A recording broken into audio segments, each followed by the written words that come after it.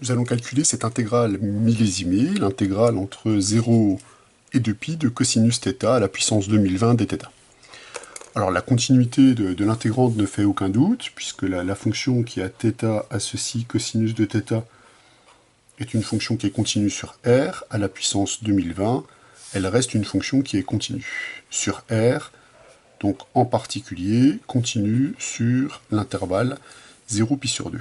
Donc l'intégrale existe, on intègre bien une fonction continue. Alors pour calculer cette intégrale, je vais faire un passage au complexe, je vais utiliser la formule de l'air. Donc on sait que cosinus θ, c'est 1/2 de exponentielle iθ plus exponentielle de moins iθ.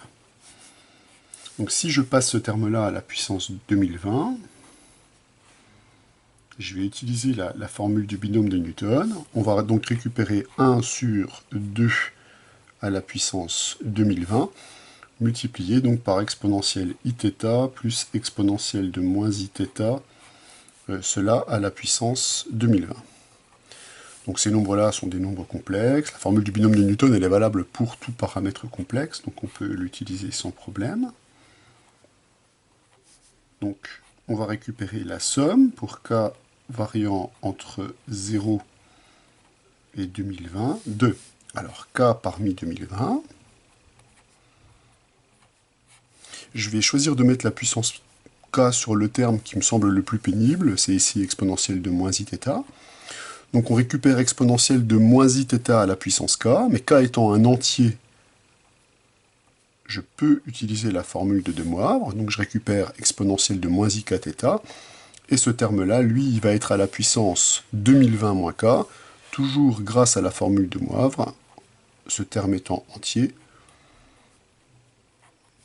on peut donc le rentrer sous l'exponentielle. Voilà donc ce que donne le résultat de la formule du binôme. Alors je vais un petit peu nettoyer le terme général de cette somme, grâce aux propriétés de la fonction exponentielle prolongée AC. On sait qu'elle a les mêmes propriétés fonctionnelles.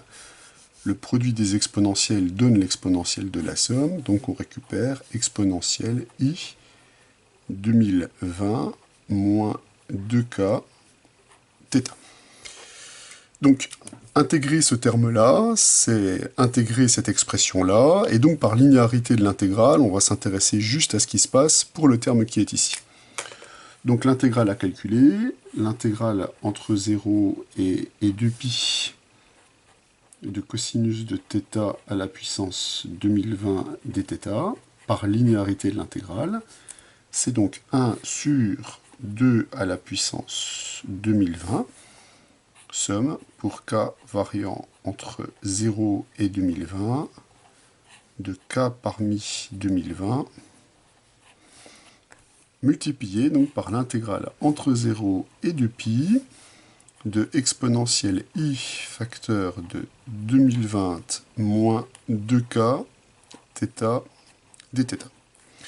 Alors ce que je vais faire maintenant, c'est que je vais pas calculer cette intégrale-là pour cette variable-là, je vais calculer séparément l'intégrale entre 0 et 2π de exponentielle i m θ dθ, lorsque m est un entier relatif a priori. Donc ça, je sais que si m est un entier relatif non nul, donc je vais le préciser quand même ici, m appartient à z, mais m, je vais le supposer non nul. Dans ce cas-là, on peut intégrer ce terme-là directement.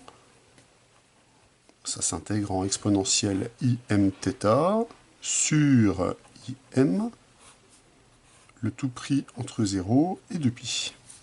Comme m est un entier relatif exponentiel, je vais l'écrire, exponentielle donc de 2im θ va être égal à 1, donc tout ça c'est divisé évidemment par im, moins la valeur en 0, qui est exponentielle i0, exponentielle i0 est égal à 1 également. Donc là, on récupère 1 moins 1 au numérateur, on récupère 1. Et si m est égal à 0,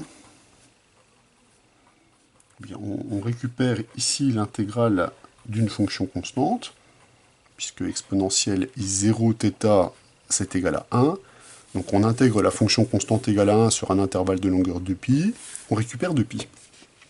Ce qui veut donc dire que les intégrales qui sont ici, elles sont quasiment toutes nulles, sauf lorsque le terme qui est ici est égal à 0.